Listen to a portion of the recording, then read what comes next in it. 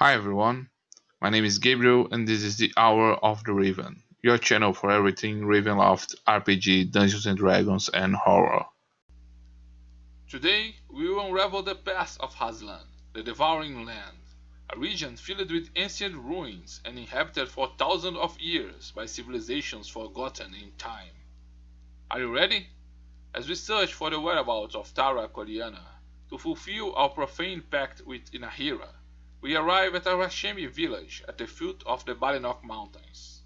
While we wait to talk to one of the local leaders, the suspicious Hashiman asks us to wait in the main square, where we accompany a traditional theatrical play by these people, telling about the past and legends of this ancient and mysterious land.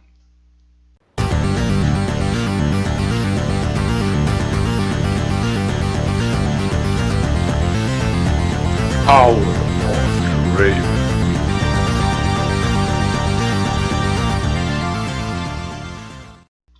Hazlan's past is shrouded in mystery.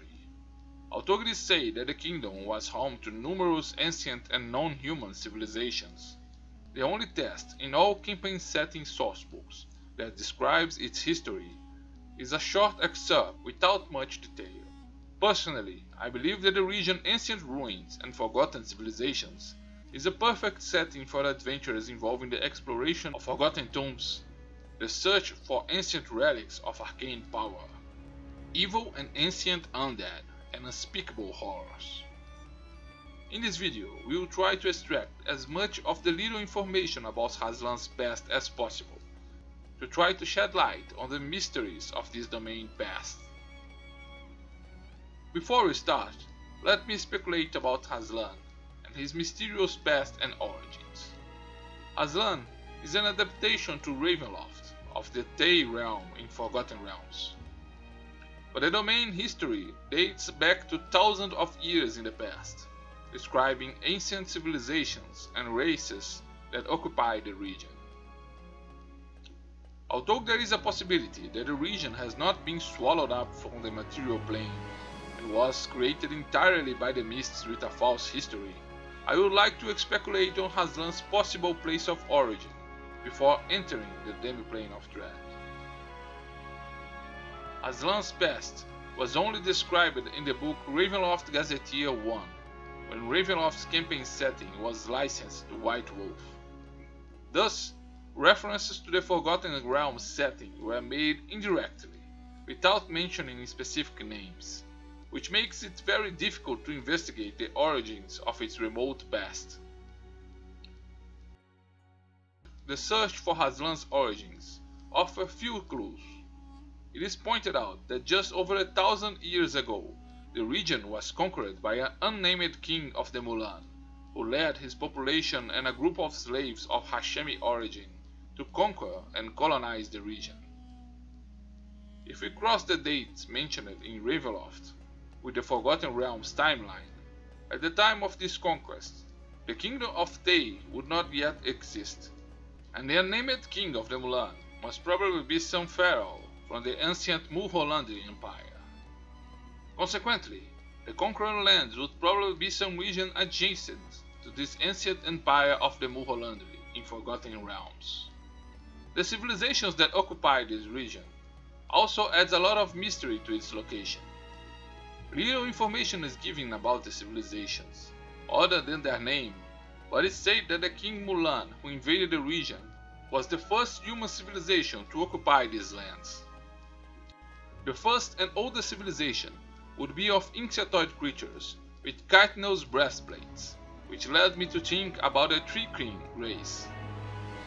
The Tree King race has inhabited the Shah region in Forgotten Realms for thousands of years, and this region is adjacent to the borders of the ancient Mulholland Empire, making it a strong and ideal candidate for situating the ancient lands of Hazlan. More than that, the region's geography and climate are close to those described in Hazlan, and the region is still home to innumerable non-human races and civilizations, as described in Hazlan's history. Although we may never know if these were the original intention of the authors, I will use the lands and races of Shan in the shining south of Forgotten Realms as a reference for the ancient races and civilizations of Hazlan, as well as events in the Forgotten Realms timeline to do some speculations that could expand the history of the domain. Hazlan's land has an ancient and millenary story, but whose records have mostly been erased by the sands of time. Of the ancient civilizations that occupy these lands, only forgotten ruins and fossils can be found today. The constant ruin and abandonment of the civilizations that occupy such lands makes the people of Hazlan believe that their inexorable destiny will be to become another of these lost and forgotten civilizations in the future. This gloomy view caused many to refer to Hazlan as Satetil Nivsganed, or the Devouring Land. The oldest civilization that inhabited these lands are the insectoid Elcot, whose chitinous and spiny carcasses are sometimes dug up from the soil. Recent findings in the city of Toyalis reveal that the city was rebuilt on the ruins of ancient civilizations, and in its deepest tunnels is found a black obelisk created by the Elcot, emanating strange and alien energies. The mysterious Elcot fell to the barbarians Durun, who brought ruin to the insectoid civilization. Little is known about this barbaric race. Tracks of their existence have been erased by the passage of time. After their fall, the Fey Quelshar occupied these lands. Although this race has also disappeared in time, rumors point out that some individuals survived the fall of their civilization, and that the Gronsam-Kor Vulk, ancient and wise fairy creatures, still inhabited mineral springs in the mountains, in greenish saline pools. The stunned Yat occupied these lands after the Quelshar. Their destiny was no different, however, and they were soon replaced by the great civilization of the Vosat Nor, the last non-human civilization to occupy these lands, before the arrival of the Mulan and their armies. Ruins of the once great Vosat Nor civilization can still be found through Hazlan, with lapidate statues, large structures of golden stone, and huge underground complexes. With each concurrent civilization destroying traces and records of these ancient races and using their ruins as a building base for their new empires, we know little about the millennia of history that preceded the arrival of the Mulan, 1,100 years ago. History tells us that a Mulan king of a dynasty whose name is unknown led his people and a large group of Hashemi slaves to the region and fought the Vosat Nor, defeating the ancient civilization. This mythical king, whose name is lost in history, ruled for 300 years, and even today it is speculated on how such a human prolonged his life for so long. Ancient records indicate that this king, on his deathbed, passed the government of his land peacefully to the Darnaut family, who started the second ruling dynasty. Over 700 years, power passed through the hands of countless dynasties of Mulan families, through the second Darnaut dynasty, the third Shadasinet dynasty, the fourth Functor dynasty, and finally the fifth Raurodine dynasty. Through this countless dynasty, the great Mulholland Empire suffered a great fall in his power, shrinking in size and area of influence. Inspired by the ancient artificers of Imaskar, the mage Tayad led a revolution against the god kings of the Mulholland Empire, managing to liberate a large strip of territory, which declared itself independent of the empire, starting the nation of Tay. Devastated by internal conflicts, the Mulholland Empire has shrunk in size, while the nation of Tay flourished in power and influence, governed by a powerful cast of red wizards, and is prosperous and infamous slave market. Little is recorded in Hazlan's history about the effects of this revolution that took place in the unapproachable East, but given the similarity of the culture of modern Hazlan to the lands of Tay, we can speculate that the winds of revolution and independence also reached the ancestral lands of Hazlan, which left the influence of the god kings of the Mulholland Empire to adopt a lifestyle similar to that of the magocracy of Day. Chaos ensued in the region in the year 661 of the Barovian calendar, when the last king of the Warodine dynasty, Bjorn of the Weeping Eyes, passed away without leaving heirs and without naming a new Mulan house as the successor of his dynasty. A civil war began, known as the Years of the Tethered Banners, with countless Mulan houses battling for control of the region. The years of civil war were marked by conflicts between private armies recruited among the Hashemi, assassinations attempts and arcane battles with devastating effects.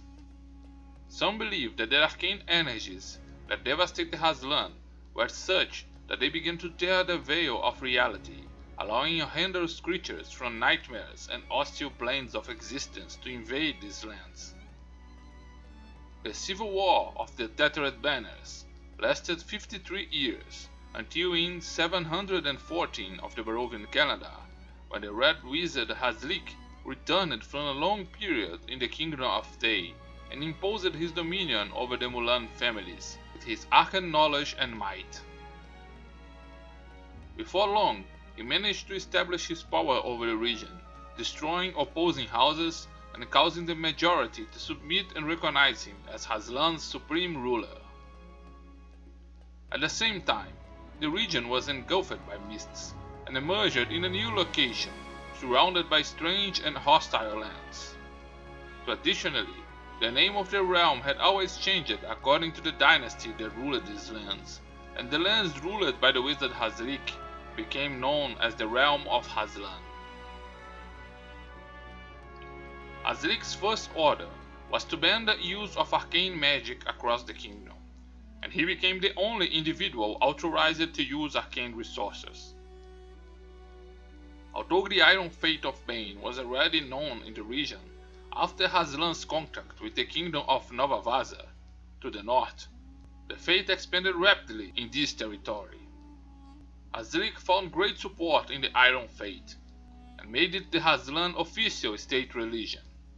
The Church of Bane reverberated their dogmas in Hazlan against the use of arcane arts, and claimed that arcane magic was an offense to the natural and divine order. The realm of Hazlan learned to become self-sufficient. His contact with the lands of Barovia were restricted to the city of Imol and hampered by the imposing Barenok mountain range. To the east was the mysterious and dangerous Nightmare Lands, a region where the fabric of reality itself seemed to be fluid and influenced by macabre horrors. To the south was the dangerous lands of Bloodspur, an inhospitable land inhabited by unspeakable horrors and monstrous abominations. To the north, Hazlan found a neighboring kingdom that shared not only their language, but also the religion of Bane, and Nova Vaza became Hazlan's main trading partner. Hazlan would undergo drastic changes after the mysterious events of the Grand Conjunction. After going through violent tremors and being swallowed up by the mists, many of its inhabitants feared the arrival of the end of times. When Hazlan emerged from the mists once more, the realm had been dislocated to the south and began to border Barovia to the north, Nova Vaza to the north and east, and Forlorn and Kartakas to the west. The dreamlike Nightmare Lands had disappeared, as well as the hostile Bloodspur, home to unspeakable horrors, leaving only a border of mist in its place. A profound change also affected the belief of Hazlik, the supreme ruler of Hazlan. After the Grand Conjunction, the Red Wizard drastically changed his policies and lifted the ban on the use of arcane magic in the kingdom. Hazlik selected a large group and led them through the mountains to the Vale of the Red Wizards, where, using powerful arcane spells, he changed the rocky geography to raise the city of Ramulai from the ground, with buildings that rise directly from the stone, and with streets carved in the rocky channels. The city of Ramulai was created in a complex pattern of lines that emulate arcane symbols, and its purpose is to support the Red Academy, Hazlik's school of wizardry. Hazlik began to train new wizards, encouraging even Rashemis who showed talent for magic to specialize under his tutelage. This paradigm shift was met with confusion by the population, and even by the Church of Bane, which now claims that Hazlik had some divine vision for the future to change his guideline on magic. This paradigm shift has made Hazlan a reference on arcane knowledge in the southern part of the core of the Demiplane of Dread. His school of magic has been sought as reference for the mystical knowledge, and many of his apprentices have been hired as advisors in foreign nations. The influence that Hazlik can obtain with his apprentices inserted in strategic positions in other domains should not be disregarded. Other concerns have stirred Hazlan's society recently. Hazlik had ruled Hazlan for more than 40 years, and the Might Red Wizard is reaching an advanced age, making his dynasty fragile. Hazlik has no spouse or heirs, and the Mulan families speculate that the mighty wizard will soon be too old for his duties. More serious still is the scandalous behavior of Hazlik.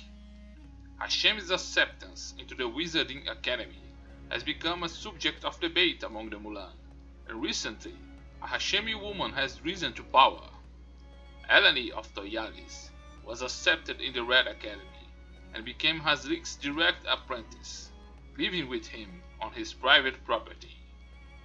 To the horror of the high society, she shaved her head and performed the tattoos that are exclusive to the Mulan, with the approval of Hazlik, the supreme ruler. Many suspect and accuse her of being a lover of the Red Wizard, and she has exercised a position of authority, placing herself as second in command, answering only to Hazlik. Hazlan's future is uncertain, but the domain presents itself as the perfect setting for adventures filled with ancient mysteries, arcane secrets, and ancient horrors. Of all domains in the core, Hazlan is probably the only one to present a past with so many ancient civilizations and ruins, and a land inhabited by previous inhuman races. If you are interested in narrating adventures about the exploration of ancient ruins, unveiling unspeakable and ancestral horrors, in the best style of H.P. Lovecraft writings, Hazlan offers an ideal setting for such narratives.